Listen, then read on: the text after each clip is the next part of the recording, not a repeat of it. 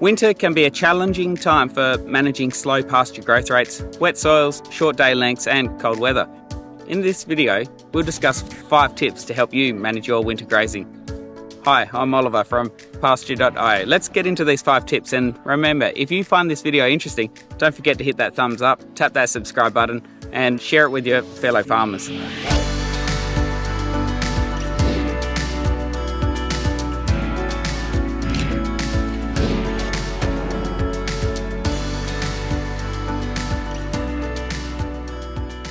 The first tip is to get on top of your grazing management.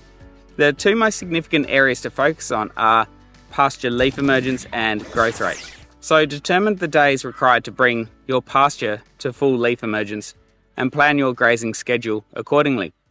Your pastures will be vegetative throughout the winter, and this is the time to grow pastures to full leaf emergence without sacrificing quality.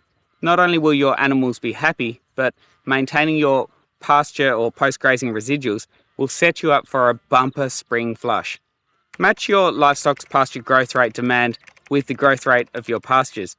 This will ensure optimal pre-grazing cover and post-grazing residuals, resulting in maximum plant recovery and growth rates.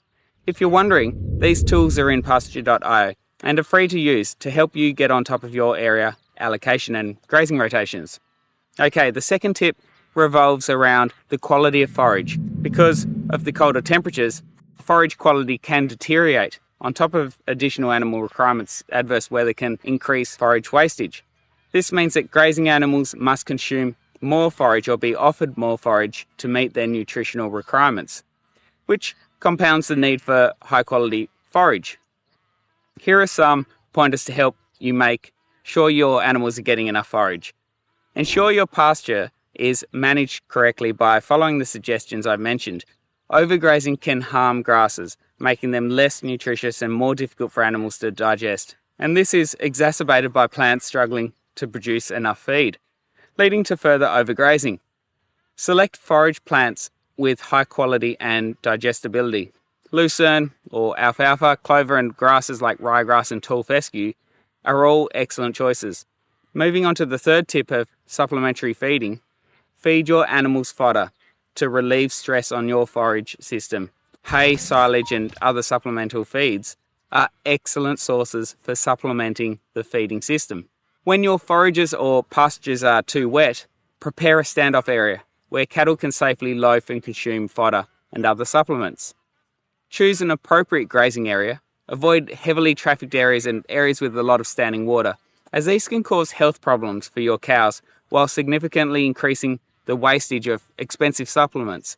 It is critical to supplement your animal's diet with hay or other forage or supplements when grazing in winter. This will assist your livestock in maintaining a healthy body condition while enabling you to match demand with the pasture growth rate. And remember, these tools are in Pasture.io. Check them out. They're free to use. We've focused a lot on feeding animals, so now let's look at the 4th tip, which concerns the drinking water supply. A readily available clean drinking water supply is essential for all livestock. Make a plan to keep your animals hydrated, whether using permanent stock troughs, transporting water with portable troughs, or getting creative with temporary fencing. If you use temporary fencing, ensure that the temporary front and back fencing can easily work around the drinking points. This is critical for enhancing pasture utilisation. In other words, providing water points in strategic locations will reduce the amount of walking livestock must do over pastures and laneways. This is part of your fencing and area allocation plans and brings us to the 5th tip, strategic fencing. Fencing or temporary fencing made of standards or pigtail posts and nylon wire is essential in allocating the proper area for your livestock. Make sure that the grazing area is securely fenced. Cows can be very destructive when grazing, so you'll need to keep them under control. You'll want to ensure your livestock don't break out and ruin the subsequent feed allocations. This will only delay and harm your grazing strategy and cause you a big headache. Check that your fencing is in good shape and can withstand winter weather, and make sure your fences are carrying enough electrical current to deter livestock from pushing the fence over. In saying that, your livestock shouldn't be that hungry. You're only going to impact your post-grazing residual if they are. Plan your grazing carefully so that your pasture is rotated correctly and no areas are overgrazed. Backfence with temporary fencing to allow your grazing or grazed pastures time to recover. Keep an eye on the weather forecast and graze accordingly, giving your pastures a break if it rains heavily. Pugging and mudding pastures will result in damaged soils, wasted pastures and reduced pasture growth rates. So that is how you can use temporary fencing to avoid and mitigate the pitfalls of grazing during the cold and wet winter.